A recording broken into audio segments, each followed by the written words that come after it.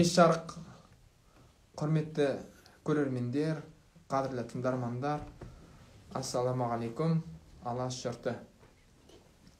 Қарағанды облысы рухани жаңғыру өңірлік жобалық кеңсесінің ұлтқа қызмет айдары басталды. Бүгінгі қонағымыз өздеріңізге мәлім, жарнамада да жақсы таныстырылғандай, кәсіпкер, ұлттық тағамымыздың, ұлттық өнеріміздің, ұлттық мәдениетіміздің дамуына ерекше үлес қосып жүрген қайраткер, атымтай жомарт, белгілі кәсіпкер Ерлан Әшім. Қазір Ерлан Әшім тікелей эфирге қосылады. Сіздерге және де жалпы кәсіппен, өнермен айналысып жүрген азаматтарға рухани азық болатын мол, тәлімі мол сұхбат болады деп ойлаймын.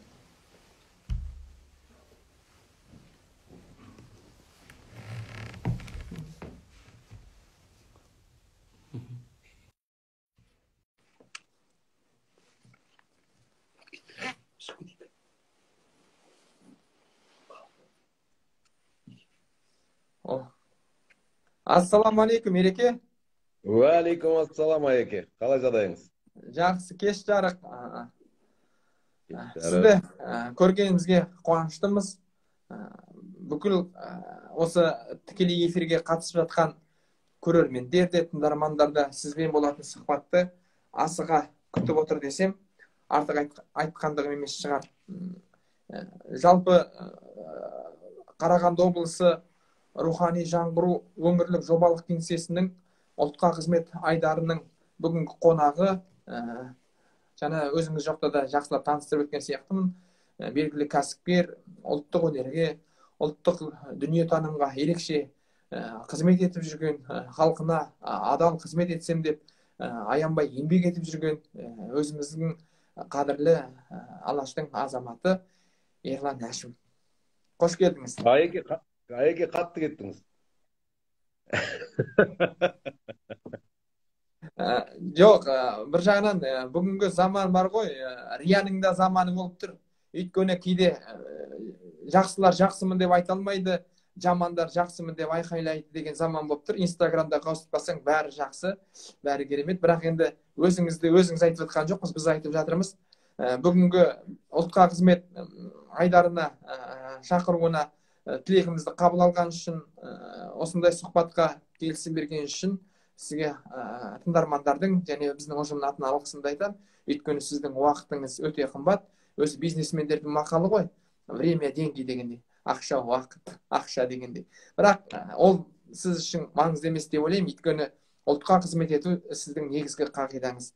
Ереке, сұхбатты біріншіден біз әу бастан бастайтынымыз қазақта ұяда не көрсең, ұшқанда соны ілесің дейді.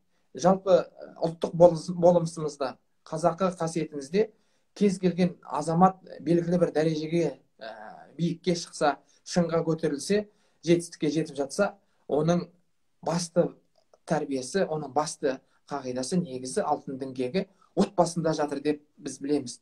Сондықтан ең бірінші өзіңіздің отбасы туралы айтып кетсеңіз, туған еліңіз, туған жеріңіз туралы айтсаңыз, сол туған жердің қасиетінің ерекшелігі неде? Бәлкім сізді осында биікке шыңға шығуға сол туған жердің топырағы, отбасының тәрбиесі қатты әсер етті ме?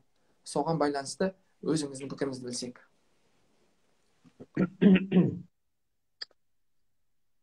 Енді әрине туған жерің, өскен ортаң, ата-анаңнан алған тәрбие, ол ең бірінші сен қандай адам болатынына әсер беретін факторлар осы, әрине. Өзім мен ауылда туғанмын. Ол кездегі Егіндібұлақ ауданы, Абай атындағы совхоз. 1970 жылы 13 жасқа дейін сонда тұрдым. 13 жасынан бастап Қарағандыда оқыдым, қалада. Осында жіберіп, әке-шеше мектепте осында оқы деп, осында оқығам. Өмір бойы орысша оқығам. Одан кейін 20 жастан кейін орысша жазу білмейсің, оқуды білмейсің, әдебиетті деп өз-өзімді қамшылап қазақшаны өзім үйреніп алдым. Әдеби қазақшаны әрине, жазуды да, оқуды да. Ал негізі қазақ тілі сабағын көрмеген адамбыз ғой біз. Дегендей, солай үлкен отбасыдамын. Қай Сол жерде себептен тумасыз, елдің бәрі? көпшілікті жақсы көремін мен. Көп адамдармен отыру дегендей, сондайды жақсы көремін. Мүмкін сол бала кезден қалған шығар. Егіндібұлақ Абай ауданы, Абай ауылынансыз ба сонда? Абай ауылы, аха. Қазір солай атала ма? Қазір қалай аталады сол ауыл? Абай селолық Абай округі ғой деймін. Қазір ресми атын білмеймін, бірақ жылына бір рет міндетті түрде барып тұрамын. Ең аз дегенде бір рет. Дұрыс. Жалпы көп балалы отбасынан шыққан азаматсыз ғой. Иә. Енді Шүкір бармыз.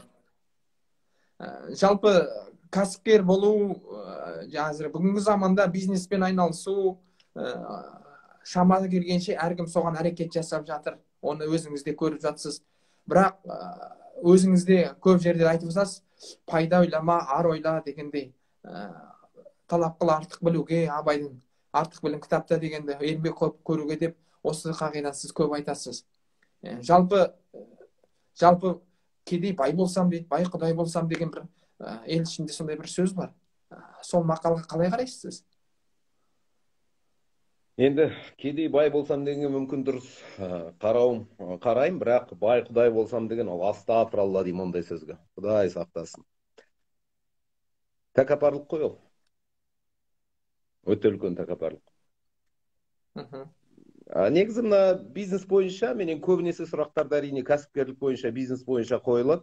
Бизнес бойынша мен кеңес беріп жатам. Кеңес берген кезде, кей кезде осы Қазақстанда ана жол бір Россияның фирмасымен, Москваның фирмасымен осындай не өткіздік. Семинар өткіздік, олар өзі өтініп сұрап. Соны өткізді. Сол кезде мен ылғи айтатын бір сөзім бар. Өтінем, Құдай үшін бизнесті бастап атқан адамдар, қазір жүргізіп атқан адамдар, ақшаны мақсат қылып қоймаңдаршы дейді. Ақшаны мақсат қылып қойсаң, ол бизнесің ұзаққа бармайды. Немесе бір жерге келеді да, бір талай ақша табасың, сөз жоқ. Бірақ сол жерге келеді да, бір тығырыққа тіреледі ол. Өйткені әрі қарай идеологиясы болмайды да ол бизнесте. Ақшаны мақсат қылып қоймашы деп көп таңғалады, бірақ одан кейін ойлана келе дұрыс деп түсіне бастайды, біраз оқып, зерттеп дегендей. Енді қазір қарап отырсақ, шетелдің дәл сол шетелдің, бізде шетел жаққа көп еліктейді ғой кісілер. Олар дамып жатыр, өніп жатыр, өсіп жатыр, байып жатыр дегендей. Бірақ дәл сол шетелдің университеттері, профессорлары менеджмент, бизнес, маркетинг факультеттерінде қалай үйретеді. Мысалы үшін Европа, Американ соны түгелі бизнесте ақша деген мақсатты қоюға болмайды дейді. Бизнесте басқа миссияңды айқындау керек дейді. Қоғамға пайдалы болуың керек дейді. Бизнесте соны үйретіп жатыр профессорлар. Көп жыл болды. Бізге әлі толықтай ол түсінік келмей жатыр. Бірақ біздің бабаларымыздың шешендік сөзінде айтады ғой. Бай болсаң, халқына пайдан тисің, батыр болсаң, жауға найзан тисің. Бай болып халқына пайдан тимесе, батыр болып жауға найзан тимесе, елден ала бөтен үйін күйсің дейді. Ондай бай болған бес тиынға керек жоқ дейді. Бір жағынан сізге даналарыңыздың сөзінде айтып кеткен. Сізге рахметімізді айтамыз. Әрине сіздің осы ұстанымыңыз кейінгі осы жаңағы айтқан жас кәсіпкерлерге, соған талап қылып жатқанға, бизнес ашамыз деп ниет етіп жатқан азаматтарға үлгі өнеге болу керек деп ойлаймын. Соған өзімізде көзіміз жетіп жатыр. Өйткені сіздің жаңағы нәтиже, сүт жаңағы фабрикаңыздың өзі басым көпшілік ұлттық тағамдарды насихаттауға бейімделіп тұрады. Тіпті оның сыртындағы жаңағы упаковка дейді ғой, сыртының өзінде мүмкіндігінше сіз ұлттық нақыштарды, ұлттық бояуды сіңіруге тырысып жатасыз. 220 деген жаңағы вольт деген өзіңіздің кәсібіңізде. Жалпы осы бизнесте қанағат деген бар. Бар ма өзі? Инсап деген бар, ысыраф деген бар. Осыған қалай қарайсыз? Әрине, бұл біздің ұлттық құндылықтар ғой. Күнде бала кезімізден қазақи жанұялардың ішінде, әрине қазақи тәрбиелеген, қазақ тілінде тәрбиелеген, тәрбие беретін жанұялардың ішінде естіп жүретін, туғаннан естіп жүретін сөздер ғой, жаңағыдай қанағат деген, ысырап деген. Оның түгелі болашақ кәсіпкерліге, жаңағы кішкентай әлі бала, болашақ кәсіпкерліге өте керек құндылықтар, өте керек. Дәл сол Абайдың сөздерін жаттаймыз ғой. Ғылым таппай мақтанба деген сөздерді. Сондай өлеңдерді жаттағанда балалар мысалы үшін 5 жақсы мен 5 жаманды айтады. Сол жерде бекер мал шашпақ дегенді айтады. Міне кәсіпкерлерге арналған сөз ғой сол. Бекер мал шашпақ дегендей. Сен ақша таптым деп оң солды шашпа оны. Астыңа ең қымбат машинаны білу керек, модадағы машинаны дегендей, өйткені өзімді көрсету керек, мындай қандаймын мен бизнеста жеттім деп. Далбаса ғой ондайдың түгелі. Сол Абай даже балаларға арналған өлеңдерді соны жазып кеткен ғой. Соны түсіне оқысақ, түсіне білсек, керемет болушы еді негізі. Өкінішке орай, дәл сол Европаның кәсіпкерлері сол ойларға жетті. Жетіп келе жатыр да. Бірақ бізде кейбір кезде бір Айеке білесіз бе, кейбір кезде Абайды сол кісілер оқыған сияқты болып көрінді маған. Жалпы Абай адамзаттық дүниені ортаға салған ғой, ойға. Иә. Мен Абай. Адамзаттың көңіліне пайдалы сөздерді айтқан ғой Абай. Енді қазір біз кәсіп байлықпен туралы бастап жатырмыз, сосын руханиятқа кетеміз ғой. Әрине сананы тұрмыс билейді деген баяғыдан қалыптасқан дүние бар. Аш қарынға ақыл жүрмейтінін жақсы білеміз. Жалпы кейбір адамдар, мысалы шариғатта зекет деген бар. Зекет. 5 парыздың бірі зекет мысалы. Бір адамдар байлықтан зекет бермейміз дейді. Маған Құдай берген жоқ, мен өзімнің талабыммен, өзімнің еңбегіммен таптым дейді. Жалпы байлықты Құдай береді деген, Құдайдың берген ырзығы деп қабылдайтын адамдар болады, және өзім еңбегіммен таптым деген адамдар болады. Сіз қай қатарға жатасыз? Мен біріншіге жатамын. Сол туралы айтыңызшы. Сол туралы түсіндіріп айтып берсеңізші. Енді біздің тілде енді берекет деген сөз бар ғой. Берекетті не үшін береді Алла тағала? Жақсы амалдар үшін береді. Егер сен біріншіге ең үстіне былай ақшаны қоймай, байлығыңды қоймай, адамдардың арасындағы дұрыс қарым-қатынасты қойсаң, жаңағы жақсы амалдарды біріншіден қойсаң, басқа адамға көмектесуге дайын тұрсаң, тағы да Абай айтқандай жылы жүректің иесі болсаң, онда саған берекет бермей кімге беру керек? Алла тағала. Сонда таңғалып керек жоқ та, жаңағы бизнесің өсіп жатқанына. Жақсы амалдар жасасаң, адамды сүйсең. Қызметкерлерің бе, сенің клиентің бе, сатып алушыңа, саған бірдеңе сататын, мысалы үшін шикізат, бірдеңе сататын бір фирмалар ма, дұрыстап қараш, солармен түгелмен дұрыс қарым-қатынас құршы, бітті, сен бизнесің өспей кімді көтеді.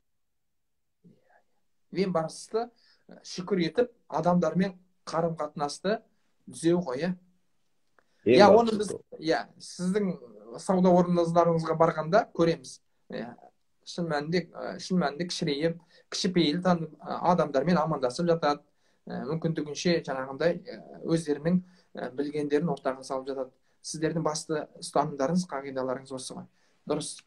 Жаңағы пайда ойлама, ар ойла деп. Жақсы.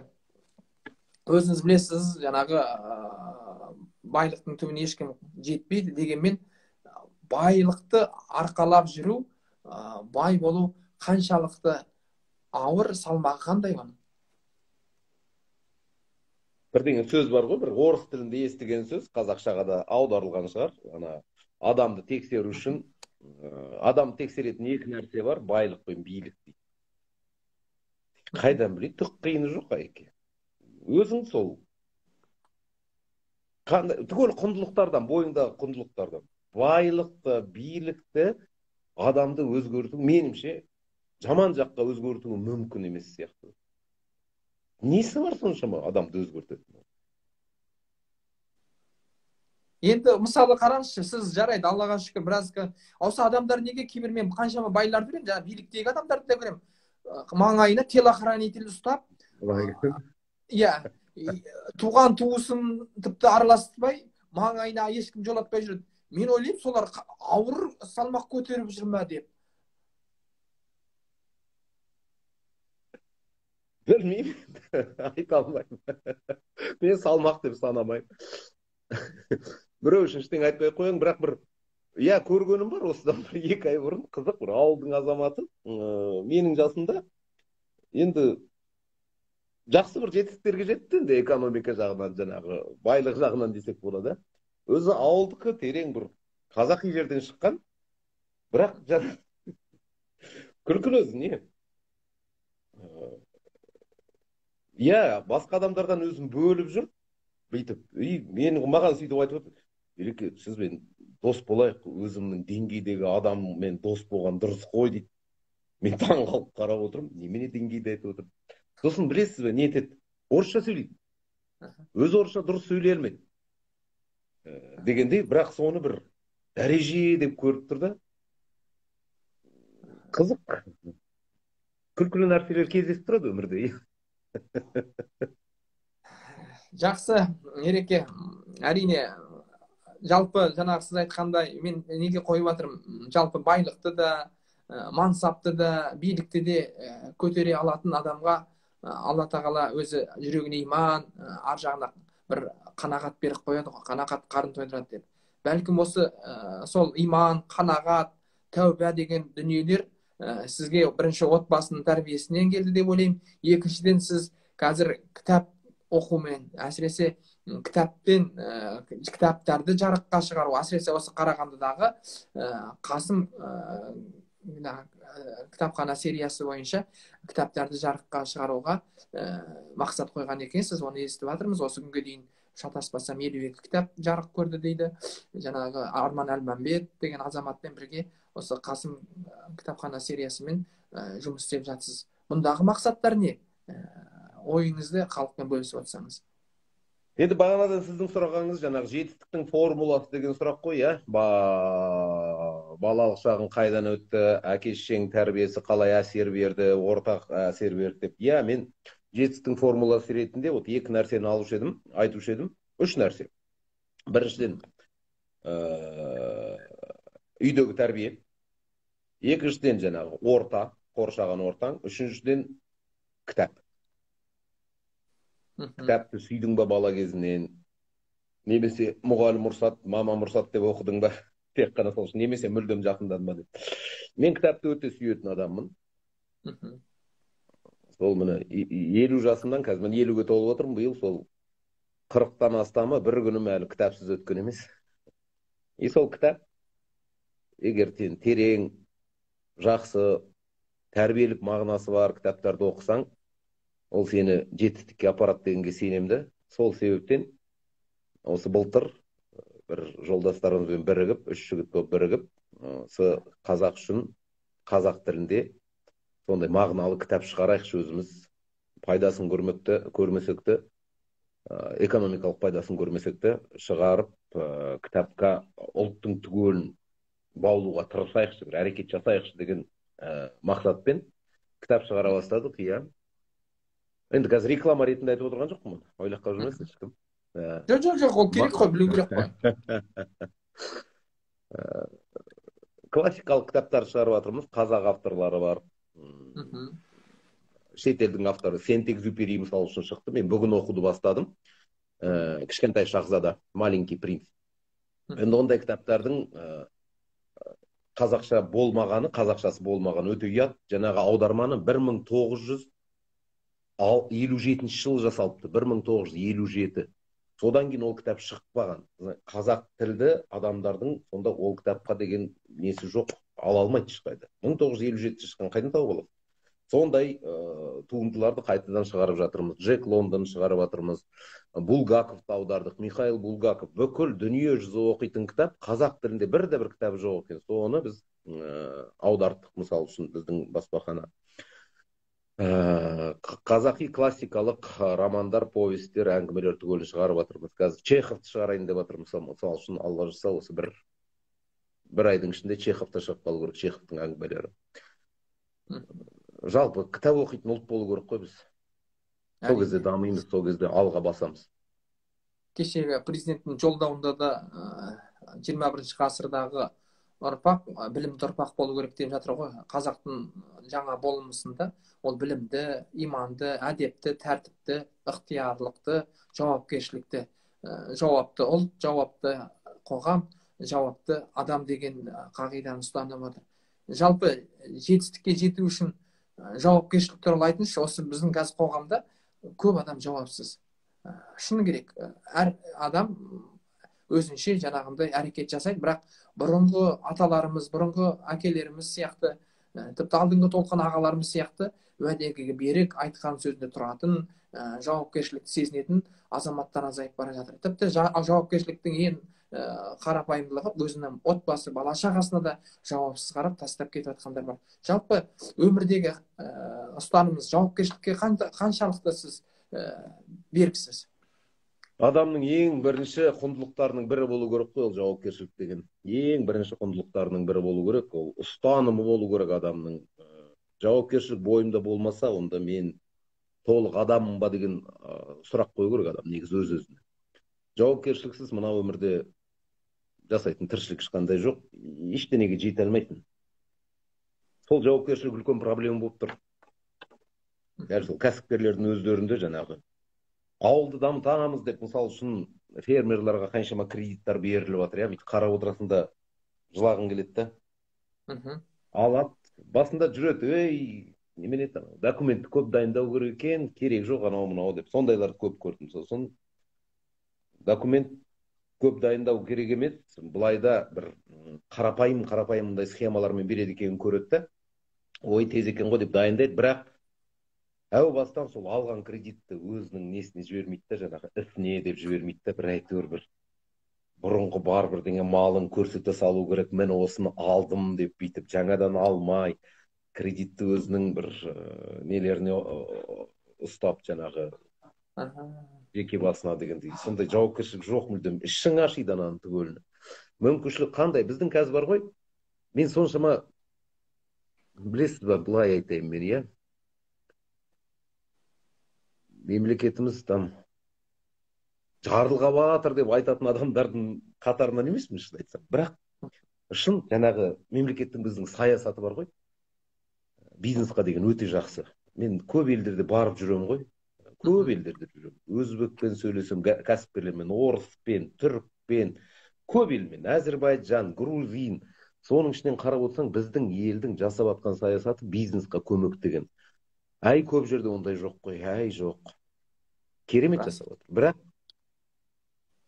жауапкершілігі жоқ адамда көп та. Мемлекет тарапынан жаңағы көмекті беріп жатқандардың ішінде де әсіресе соны алу керек, алып даму керек деген адамдардың ішінде жауапкершілік деген өте төмен болып тұр. Иә, президенттің жолдауында да осы бизнесті қолдау керек деп тапсырма берді ғой. Қолдап жатыр ғой баяғыдан, тапсырма, осы тапсырма бермей қолдап жатыр ғой. 3 жыл бұрында, 5 жыл бұрында, 10 жыл бұрында. И біздің менің компанияларым дамығаны сырының бірі сол, біз дұрыс санап, дұрыс салықты төлеп, дұрыс кредитті алып, ол кредитті нақты жаңағы бизнес планда жазылған нәрсеге ғана, соған ғана жұмсап, сөйтіп өсіп-өніп жатырмыз. Аспаннан түскен ештеңем жоқ, мысалы үшін. Ереке, мынандай бір сұрақ. Баяғыдан беріп жатыр ондай жақсы мындай нелерді.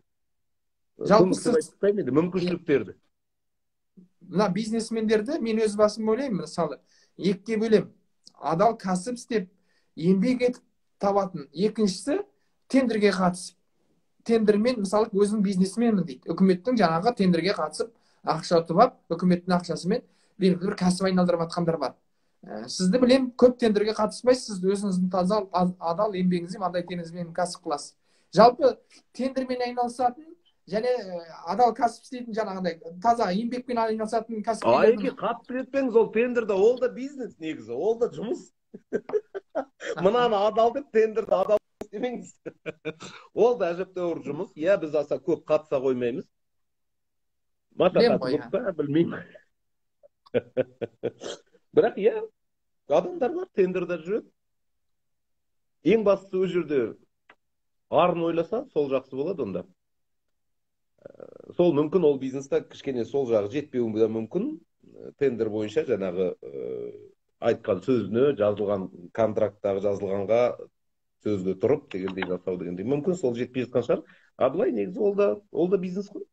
Жасасын, дамысын, өссін, өнсін. Ереке, енді әрине сіз қарап отырмын, кәсіптің адамысыз ғой, бизнесмен. Нақты жауап беріп жатсыз. Өзіңіз жалпы бала тәрбиелеп жатсыз, отбасыңызда балалы шағалысыз жақсы білеміз. Жалпы өзіңіз сияқты жетістікке жету, жаңағы кәсіпте болсын, өнерде болсын, мансапта болсын, соған бала тәрбиелеп жатқан қаншама отбасы бар. Бәрі өзімізде осы балалы шағалымыз, мысалы. Балам жетістікке жетсін, балам елдің елеулісі, халықтың қалаулысы болсын, алаштың алдыңғы қатарлы азаматы болсын, алдыңғы қатарлы азаматың болсын деу үшін деп тілейтін ата анаға қандай өзіңіз жол көрсетер едіңіз? Баланы дамыту керек. Біз не жасасақ та, қандай проект жасасақ та, біреуінікі мысалы үшін мақсат әкім болам дейді, біреуі полицияның бастығы болады дейді, біреуі кәсіпкерлікте бір шыңға жетейін дейді. Түгеліміздің есімізде болу керек та. Ең басты біздің проектіміз, ең басты жобамыз ол баламыздың тәрбиесі. Бірінші орында ол.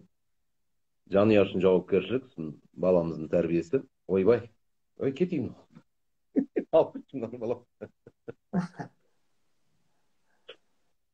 Ең басты сол.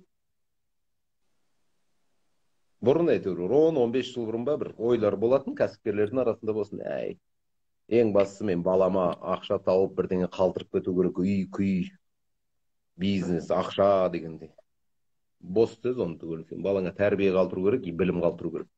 Егер тәрбие мен білім қалтырсаңыз балаға, үй, түгел өзі-ақ шешеді. Егер тәрбие қалтырмай тек қана үй, бизнес қалтырам десеңіз, ақша қалтырам десеңіз, сіз өлгеннен кейін оны түгел шашылады 5 күннің ішінде, 5 жылдың ішінде. Міндетті түрде ең бастысы тәрбие мен білім, әрине. Бірақ білім дегенде тағы да білу керек, Қазір дарынды балалар мектебіне апарам, ағылшынша оқиды. Английский — это международный язык, обязательно надо его знать деген мындай сөздер болады да бүйтіп. Аллахым дейсің.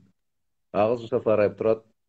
Орысша болса болмаса, әсіресе бізде Қарағандыда, өз тіліне шорқақ болып, өз тілін менсінбей жүреді. Оның да болашағы жоқ. Қазақстанда жоқ еді.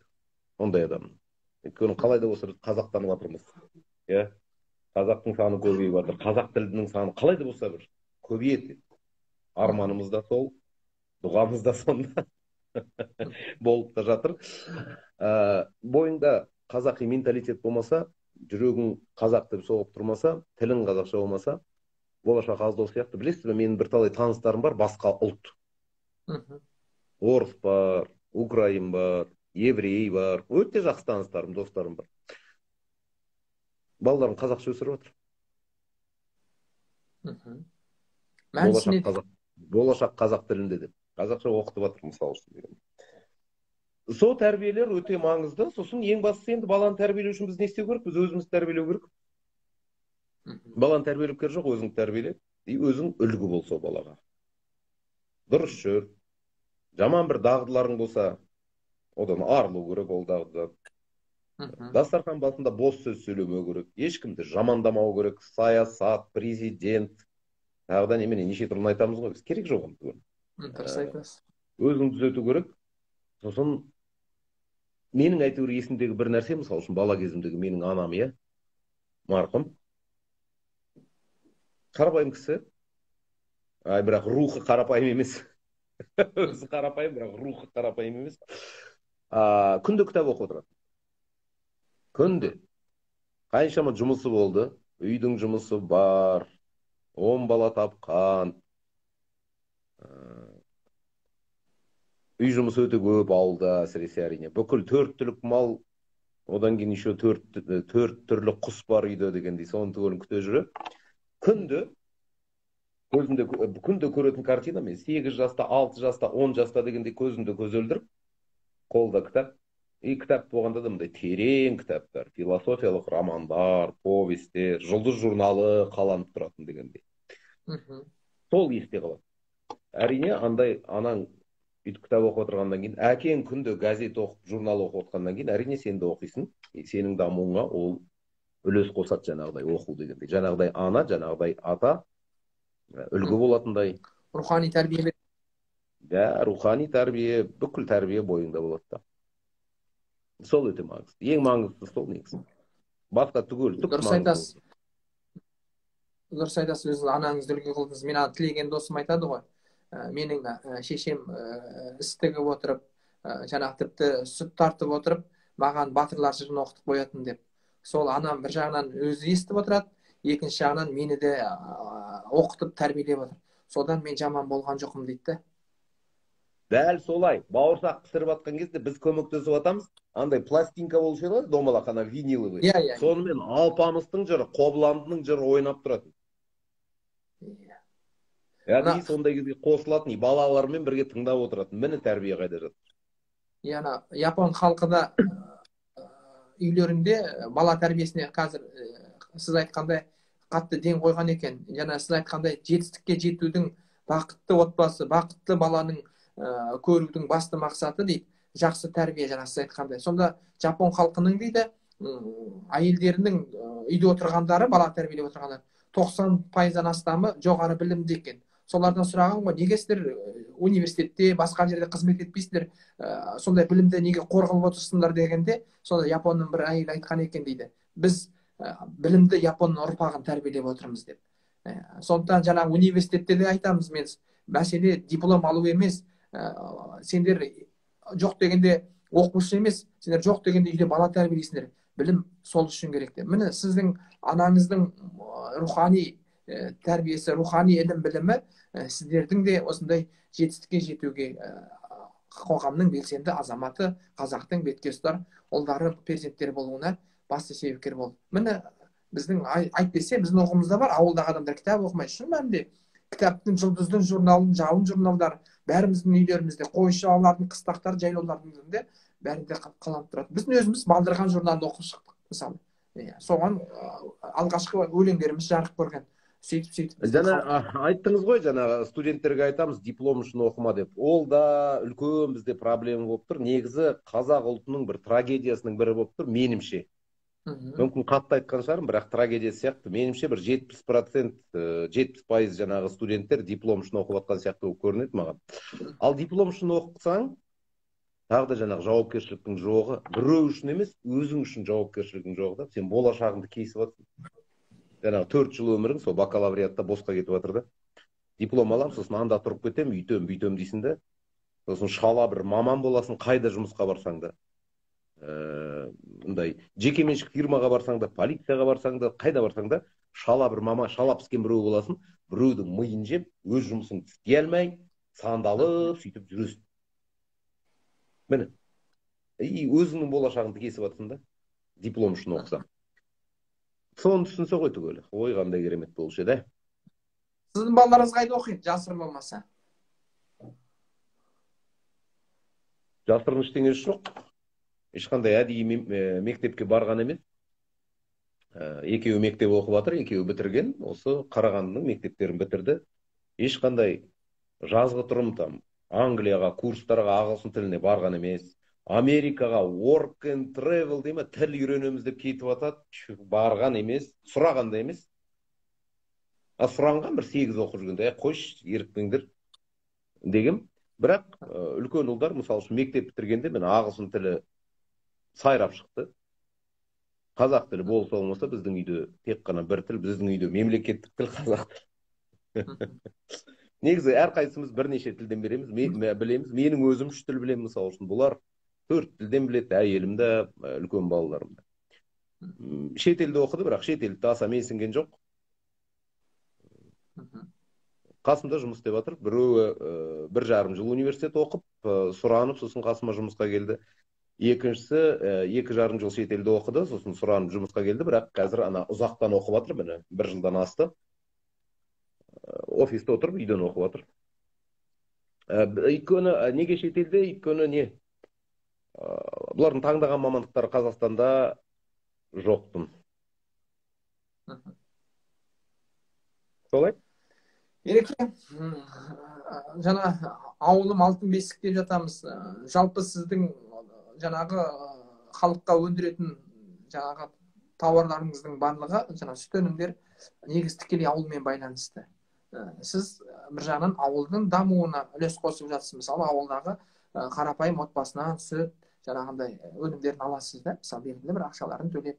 Жалпы ауылдың да дамуына үлес қосып жатсыз. Жалпы біздің мемлекеттің дамуына ауыл шаруашылығының қаншалықты үлесі бар, немесе осы кейбірде айтып жатады ғой, қазір ауыл шаруашылығы субсидиямен, дотациямен өмір сүреді, жалпы ауылдарды қатты дамытып та керек жоқ деп жатады. Соған көзқарасыңызды айтсаңыз. Ой, ауылды дамытпасақ құрдық қой онда ел ретінде. Мұнайдың буымен өмір бойы отыра алмаймыз да. Қазір біз мұнайдың буымен отырмыз ғой. Жердің астынан ақша тауып отырмыз, ал негізі қазақ жердің бетінен ақша табуды үйрену керекпіз. Ол шөп саламнан дегендей, соны малға беріп, малдың сүтін алып, етін алып дегендей. Менің ойым сондай, негізі экономикалық стратегиямыз ел ретінде сондай болу керек та, жердің бетінен ақша табуды үйрену дегендей. Ал жалпы енді қазіргі жағдайда айтсақ, иә, біз Қарағанды облысының айналасынан, Көкшетау қаласының айналасынан, өз жерде бір фабрикамыз бар ғой, сүт фабрикасы, өз жерде ірімшіктер жасаймыз. Ірімшік дегеніміз сыр, қазақтың түгілі сыр деп айтады да, мен ірімшік деп айтып жүрмін. Сол айналадардан, ауылдардан сүт жинаймыз. Көп, күніне 70-80 тоннаға дейін барамыз. Сол кезде біздің жиналыстарда білесіздер ме, нәтиже заводтың, біздің фабрикалардың, сол басшылардың жиналыстарында мен не айтам? Әй, ол біздің миссиямыз. Қалжыңды қосып айтам. Біздің миссиямыз сондай. Айран мен жаңағы ірімшікті сатып, ақшасы бар қалалықтан ақшасын алып, қалалық адамнан, қала тұрғынынан, иә, ақшасы бар қалалық тұрғыннан ақшасын алып, ауылдағы ақшасы жоққа сол ақшаны апарып беру деген біздің миссиямыз сол деймін. Дұрыс.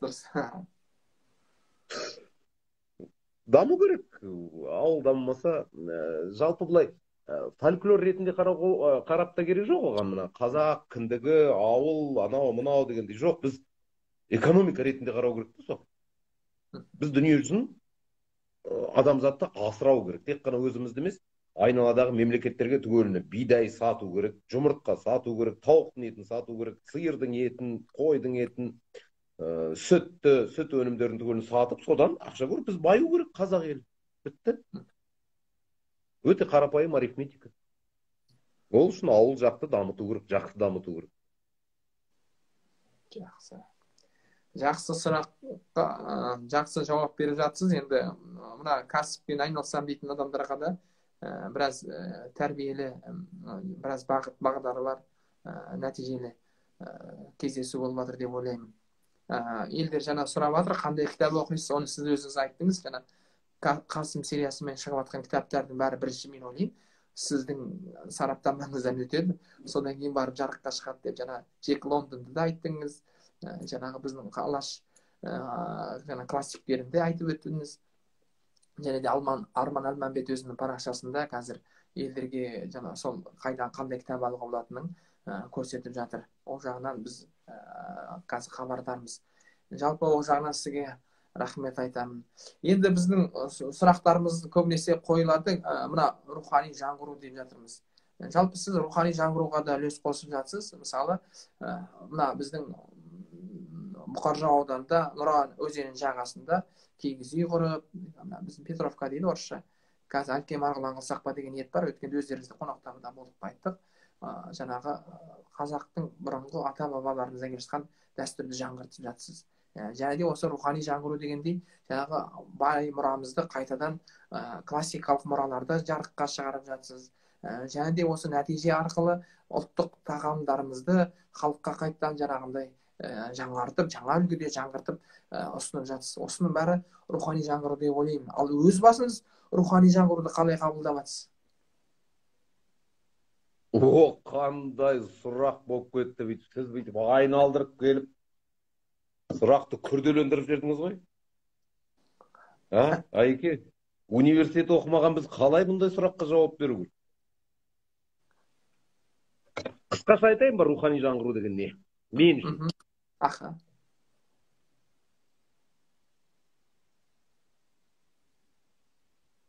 Міндет, біз тыңдап отырған ел, тыңдаушылар деп атаймыз ба? Көрермендер дейміз ба? Көрермен, тыңдарман. Құрметті көрермендер, мен үшін рухани жаңғыру деген бірақ сөзбен айтылатын бір нәрсе. өзіміздің қазақтың құндылықтарына, өзіміздің қазақтың дәстүрлеріне қайтайықшы, құдай үшін. Бітті. Басқа түк керек жоқ. Білесіз бе? Семенов Теньшанский деген бір атақты ғалым болған, географ, член Русского географического общества, патша лично оны білген, ақ патша. Соның айтқан бір сөзі бар. Осы Қазақстан түгелін кезген андамында жаңа колонизацияның ең басында болған ғой ол. Сол жерді зерттеп, біздің халықты зерттеп, этнос ретінде біз зерттегенде, сол Семенов Теньшанскийдің айтқан бір сөзі бар. Этому народу не нужно образование. Все их воспитание, вся их система воспитания, это и есть образование. Білім тұнып тұрған ғой. Оқу білмеген, жазу танымаған қазақта білім деген тұнып тұрған. Өйткені ол қазақи құндылықпен, қазақи тәрбиемен, қазақи дәстүрмен жүрген адамдар болған. Соған қайтсақ, рухани жаңғыру деген сөз. Енді елге қызмет ету деген сұрақ бар. Бүгін мен қарадым, сіздің жаңағы негізі жасаған ұлтқа қызмет ету деген. Ол да өте қарапайым нәрсе. Ол үшін батыр болып керек жоқ. Бай болып болу, ол да міндетті емес. Әкім болып та керек жоқ. Бізде қызық бір ұстаным бар, советтен келе жатқан. Ұлтыма қызмет істеу үшін, қызмет жасау үшін мен әкім болу керек, бір жобаны басқару керек, депутат болу керек, желательно парламент сразу ан жақтан. Әй, айтарым мынандай, егер сен қарапайым адам болып жүрген кезде ұлтыңа қызмет деген бойыңда болмаса, қарапайым адам болған кезде кішкентай бір нәрселер жасап жүрмесең, сен маған десе, ненің депутаты болсаң да жасай алмайсың сен. Бойыңда жоқ нәрсе, саған бір лауазым келген кезде де ол пайда болмайды. Ұлтқа қызмет деген ол тереңіз. Әлихан Бөкейхан мысалы үшін айтқан, ұлтқа қызмет ету білімнен емес, мінезден деген.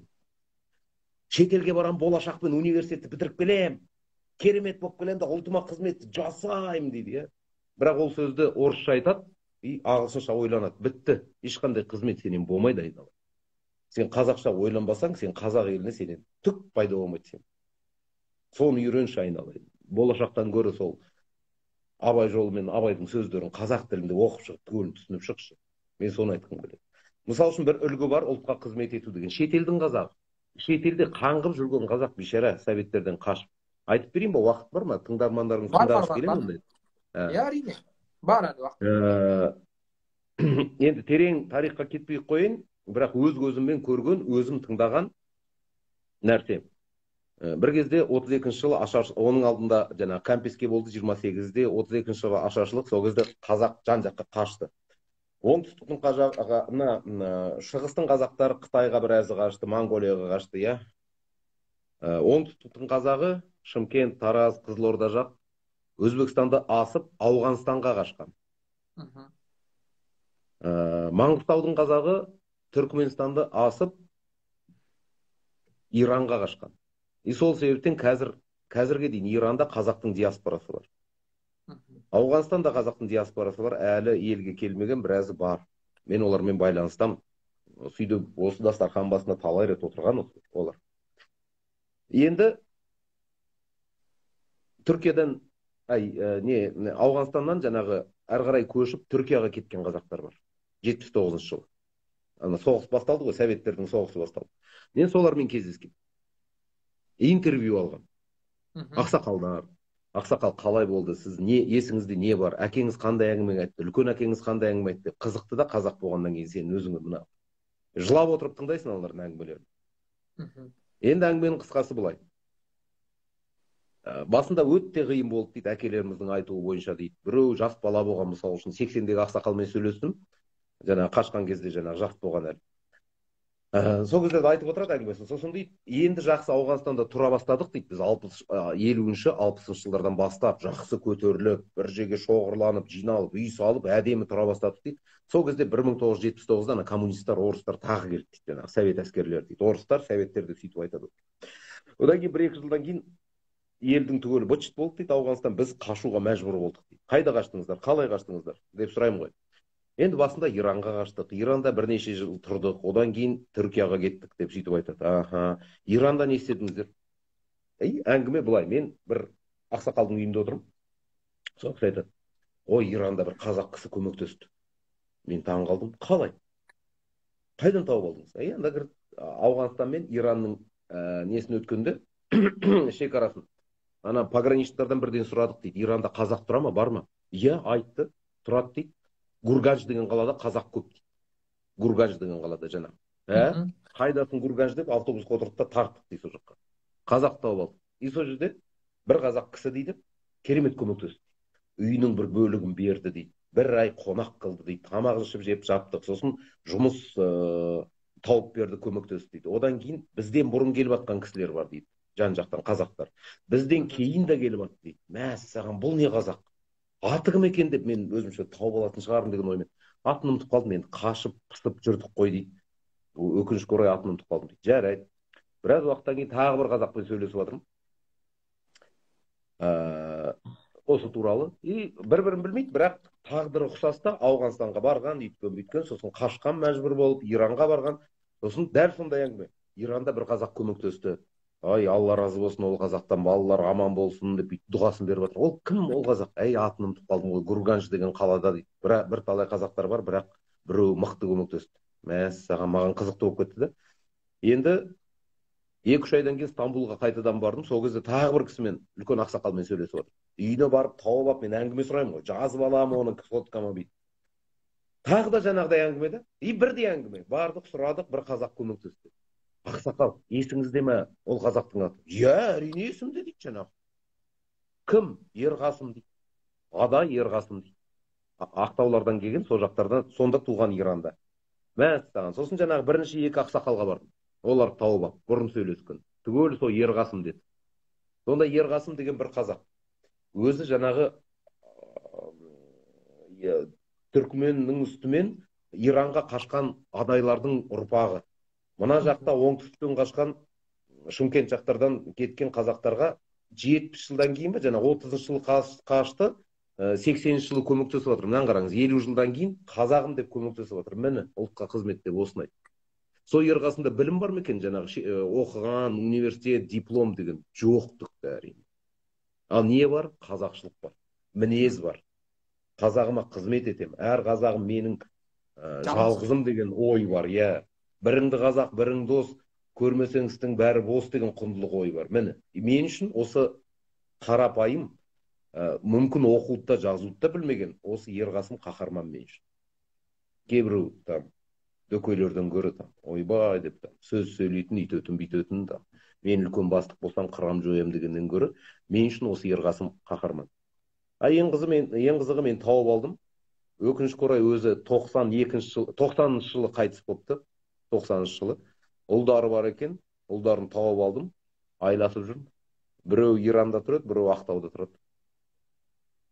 Қазіргі Ақтауға көшіп келген. Иә. Фотосын түгелін тауып алдым, түгел менде бар. Вот осындай адамдарды сыйлаймын мен өз басым. Дұрыс айтасыз Ереке. Мені еліңе қызмет деп соны айтты. Тақауда біз жаздың күні Қарқаралыға да бардық. Қарқаралыда жаңағындай рухани жаңғыру бағдарламасын жүзеге асыру мақсатында. Сол елде де жаңағындай жақсылар жақсымын деп айта алмайды дегендей, қаншама сол Қарқаралыға, жалпы қазаққа қызмет етіп жатқан азаматтар бар екен. Бірақ өкінішке орай олардың еңбегі елеусіз қалып жатыр. Жаңа сіз айтқандай, біздің де мақсатымыз осы, елде елеусіз жүрген, бірақ еңбегі елеулі тұлғаларды дәріптеу. Сондай азаматтар біздің елде де бар. Біздің осы рухани жаңғыру бағдарламасының аясында да осындай жаңағы 100 жаңа есім, елге еңбек етіп жатқан ерлер деген тұлғалар деген жаңағындай жобалар бар. Сол мақсатта сіз айтқандай жаңағы халыққа қызмет етіп жатқан азаматтарды үлгі ету мақсатында ол кісілерді биыл қолымыздан келгенше қолдап мемлекеттік марапаттарға ұсынуға. Бір кішкентай үлгі келтірейін бе? Жас болсаң да қазаққа пайдалы болуың болады, қазаққа, қазақ үшін қызмет етуге болады. Жас болсаң да деген бір үлгі келтірейін. Осыдан бір 8-9 жыл бұрын бір мектептің балаларымен кездесіп отырмын. Кездесуге шақырды. 10-шы сыныптың балалары Ерлан аға енді не үшін шақырғаны белгілі. Ерлан аға ендігі жылы біз мектеп бітіреміз. Қандай мамандық таңдайық, қандай кеңес бересіз деп. Сондай әңгімеге жиналдық бір мектепте, осында сөйлесіп отырмыз. Сосын бір жас қыз, 16 жастағы қыз бүйтіп ойланып отыр да, ойланып, көзінде түгелінде ақыл тұнып тұр, ой деген тұнып тұр. 16 жастағы қаршадай қыз. Сосын, ал сен қызым, атың кім, сен не дейсің дедім. Басқалар түгел мамандық туралы сұрап отыр. Экономист болсам қалай болады, анау болсам қалай болады, международный отношенияға барсам қалай болады деп. Енді кеңесімді айтып отырмын. Бір уақытта ана қыздың сұрағы қандай болды? Ерлан аға, халыққа пайдалы болу үшін, халыққа қызмет ету үшін қандай мамандық таңдау керек? 16 жастағы қыз. Мәссаған дедім, мынаны қара. Неге ондай ойға келді? Енді мен солай халқыма пайдалы болғым келеді. Мындай керемет сөз қылып айтып отырған жоқ. Мұңмен бүйтіп, оймен айтып отыр да, бүйтіп ақылмен. Кез келген мамандықта халқыңа пайдалы бола аласың, қызым дедім. Ол маңызды емес дедім, қай мамандықтасың. Сосын жаңа Ғалиханның сөзін келтірдім. Кім болып істесең де сен намысты болуың керек. Жауапкершілікпен қарау керек жұмысыңа. И өзіңнің мамандығында ең мықты болуға тырысу керек та деді. Сол міне қазаққа деген пайдалы. Тіліңді, дініңді сыйлау керек деп соны айтты. Сосын әрі қарай әңгіме барысында, енді қалай да болса мен өзім де толқып кеттім, шын айтсам, андай сұрақпен. Әңгіме барысында ойланып келіп, былай не өзің қалауың не, анау мынау дегенде, әңгіме барысында негізі мұғалімдік деген ой бар екен. Сосын мен тарих пәнін жақсы оқисың ба дедім. Тарих пәнін жақсы көремін. Сол тарихтың мұғалімі болшы дедім. Тарихтың мұғалімі болсаң айналайын дедім. Сен қаншама қазақ балалардан патриоттарды шығарасың дедім. Фабрика патриотов боласың деп қалжың қосып жібердім. Әрине онсыз мен жүре алмаймын ғой, қалжың қосып жүремін ғой. Сен хозяйка фабрики патриотов боласың дедім. Ең қызығы, бір жылдан кейін жаңағы бала Алматының бір университетіне тарих мұғалімінің несіне түсіпті, оқуына түсіпті. Енді бүгін таңертең хабарласып тұр. Атын да ұмытып қалыппын түгел. Жазып жіберіпті WhatsApp-та. Мен телефон тауып алыпты. Ерлан аға былай да былай. Мен тарих мұғалімімін. Мындай мектепте, осы біздің Астанамызда бір мектепте, мен сіздерге кейбір балалармен, өзімде оқитын балалармен, 24 жаста жаңағы қыз. Келіншек, тұрмысқа шыққан, бір баласы бар. Түгел үлгерген, көрдіңіз ба? Оқулықты оқытқан, мұғалім тұрған. Мен сізге дейді, кейбір балалармен, кейбір ата-аналармен келіп кетсем қалай қарайсыз? 1-2 сағаттық әңгімеңізді тыңдап кетсек дейді. Ал 24 жастағы қарапайым қазақтың қызы соны жасап отыр. Ал неге ол 24 жасында осындай іс жасап отыр? Өйткені ол 16 жасында жаңағыдай оймен жүр. Міне қалай терең жатыр жаңағы халқымызға пайдалы болайықшы деген. Сондай жастарды бірталай көремін мен негізі. Кездесіп жүремін. Жақсы көремін оларды. Өз баламдай қарсы аламын ондай жастарды. Сағаттап әңгіме айтамын. Сұрақтарына жауап беремін. Ондайлар бар, баршылық. Сол үшін болашаққа мен сенемін, шын айтсам. Рахмет. Ереке, енді ұсыныс десем де бола ма? Жалпы өзіңіз жаңа ұлтқа қызметте, жалпы ауылдың азаматтарының ұлттық құндылықтың, ұлттық тәрбиенің дамуына үлес қоссам деп жатсыз. Біз шыны керек қазір мына Бұқар Жырау ауданы мен ауданында ғой, жаңағы рухани мектептер ашып жатырмыз ғой, жаңағы жыр терме деген сияқты. Енді алдағы уақытта міне ертең жұма күндері Қарқаралыға да сапар шегеміз. Ол жаққа да 1-2 рет ескертіп айтқанбыз. Ол жақ кішкене ақсап жатыр. Ана Қазыбек би бабамыздың атындағы жаңағы көшбасшылық, шешендік өнер ғой негізі. Бұрынғы тілмен айтқан шешендік өнер, қазіргі тілмен айтқанда шешендік, көшбасшылық, балаларды, лидер балаларды, патриот балаларды тәрбиелейтін мектеп ашсақ дегенбіз. Енді сол мақсатпен бара жатырмыз жұма күні. Мүмкіндік болса сондай мектептердің ашылуына сіздің тарапыңыздан қолдаулар болады ғой. Әрине. Өйткені ең қызығы бар ғой, көп кісі түсінбейді. Шешендік өнер, сіз мысал үшін шешендік өнерді үйретіп отырсыз. Сенемін, жақсы үйретесіз. Сіз үйретпегенді кім үйретеді? Ең қызығы, шешендік өнерді үйреті, сіз болашақ басшы, болашақ кәсіпкерді дайындап отырсыз. Өйткені ол өте маңызды нәрсе, шешендік өнер деген. Кісімен тіл табысу, өз сөзіңді өткізе алу, өз сөзіңді түсіндіре білу, басқаны тыңдай білу деген қасиеттер ол кәсіпкердің ең бірінші нелері ғой, қасиеттері ғой. Шарттар ма? Иә, ең қызығы сол. Қазір бүкіл дүние жүзі міне жазып жатыр қазір. Басшылыққа, билікке келетін адамдар гуманитарийлардың шансы көп деп. Гуманитарий.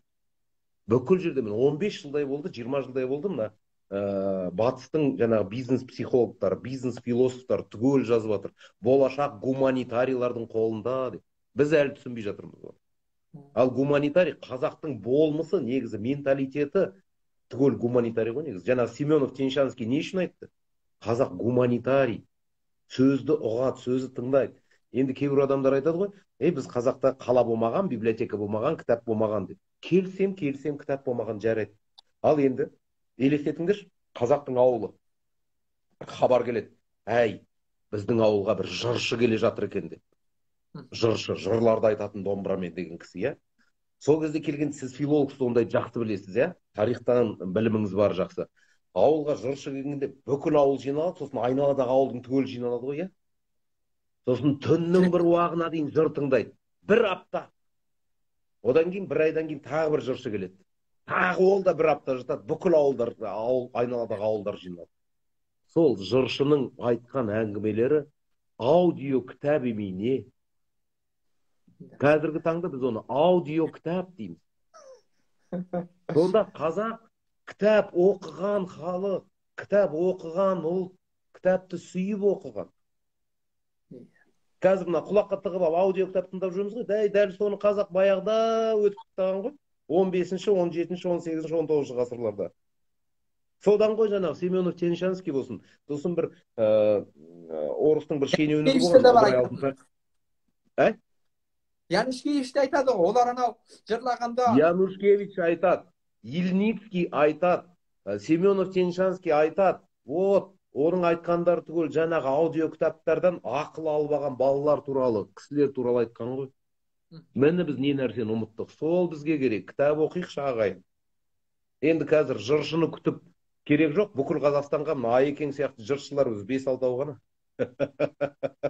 Бүкіл ауылға бара алмайды. Бірақ кітаптар бара алады ғой, бүкіл жерде бар ғой. Кітапты көбірек оқыңыздар. Дұрыс айтасыз. Жаңағы сөзіңіз аузында біздің де уақытымыз тақалып қалды. Жаңағы кітап дегеннен шығады. Бізде жаңағы ашылып жатқан мектептерде Бұқар жыраудың кітаптары, жаңағы мақал-мәтел кітаптар жылда жаңағы басылыммен шығады, енді 500 данада. Бірақ бар ғой, сол тез өтеді. Алла қаласа тағы да Бұқар жырау ауылының мәслихаттың сессиясына сол Бұқар жырау кітабын шығаруды ұсыныс беріп тұрмыз. Өйткені жылда өтірік айтпай-ақ қойын, 100-200 кітап жаймен өтіп кетеді Бұқар жырауды. Өйткені жаңағы ұрпақты жырмен, термемен, толғаумен тәрбиелеп келе жатырмыз.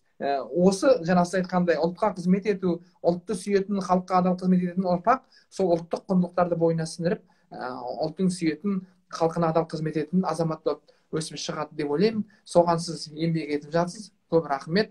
Енді жаңағы айтқандай, Алла қаласа алдағы аптада міне жұма күні барамыз, сосын сізбен хабарласам. Енді Ереке, бізде 1,5 минуттай уақыт қалды.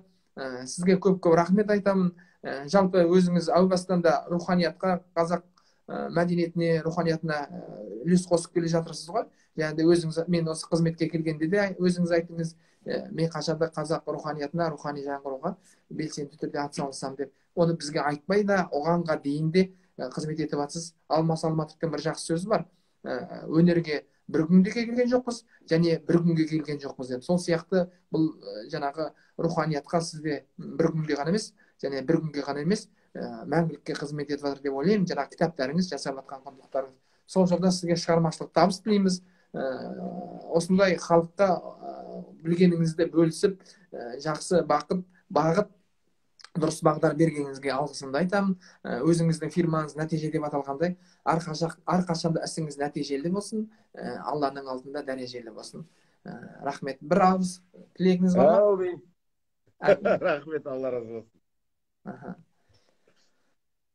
Аман болыңыздар. Алтын уақытыңызды бөлген үшін дұрыс.